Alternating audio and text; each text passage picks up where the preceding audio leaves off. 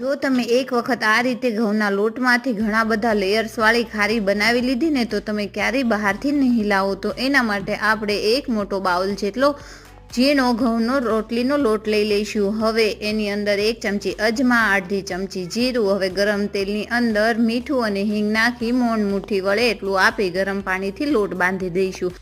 એક બાઉલમાં તેલ અને લોટનું ટોપિંગ તૈયાર કરી એકદમ પતલી રોટલી વણી લઈશું. એક જ રોટલીથી આપણે ઘણા બધા લેયર્સ બનાવવાના છે. તો રોટલીમાં આ રીતના કટ લગાવી સ્લાઇસીસને તૈયાર કરી અને ટોપિંગ અને ઉપરથી લોટ છાંટી દઈશું. હવે એને એક પર એક મૂકીને ફરીથી આપણે વણી લઈશું. તો ફ્રેન્ડ્સ, આ જે સ્ટેપ છે આપણે 4 થી 5 વખત કરવાનો રહેશે.